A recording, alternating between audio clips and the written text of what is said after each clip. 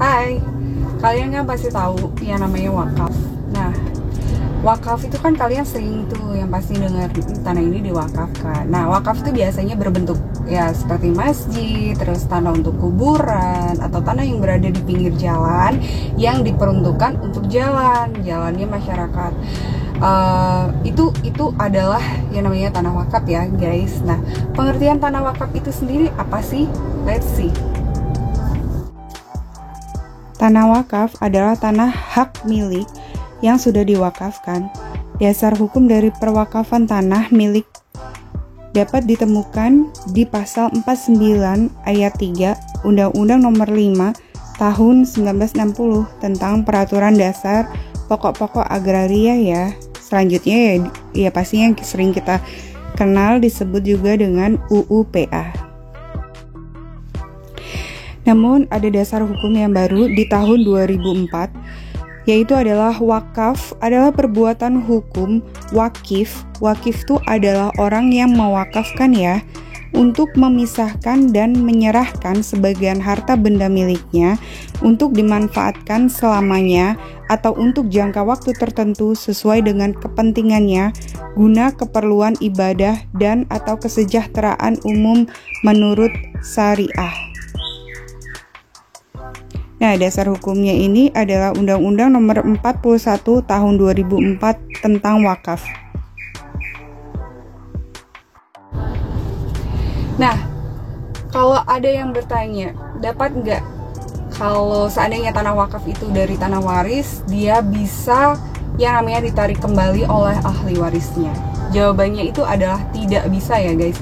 Ingat, tanah yang sudah diikrarkan wakafnya itu tidak dapat ditarik kembali oleh siapapun dan apapun. Karenanya, jika wakaf itu terdiri dari tanah waris, nah sebaiknya ahli waris itu mengetahui kalau tanah wakaf itu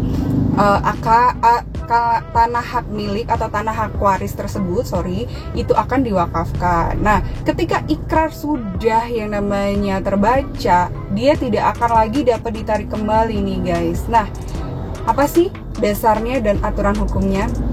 Nah, simak ya.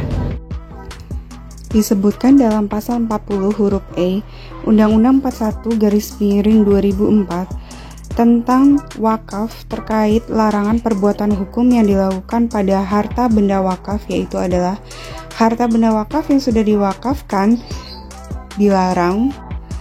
Yang pertama, dijadikan jaminan, lalu yang kedua disita, yang ketiga dihibahkan, yang keempat dijual, yang kelima diwariskan, keenam ditukar, atau ketujuh dialihkan dalam bentuk pengalihan hak lainnya. Jadi apapun tidak boleh ya guys.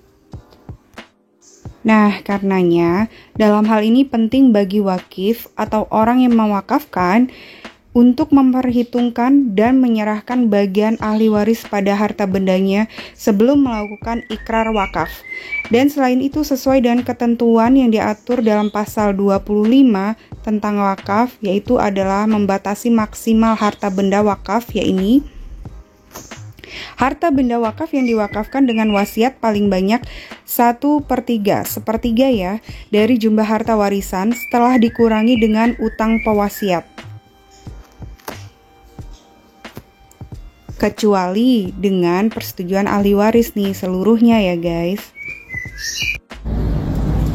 Nah guys, sekian dulu penjelasan aku tentang wakaf. Mudah-mudahan membantu kalian dan mudah-mudahan memberikan manfaat buat kalian, dan juga kalian bisa lebih tahu lebih dalam tentang apa sih wakaf.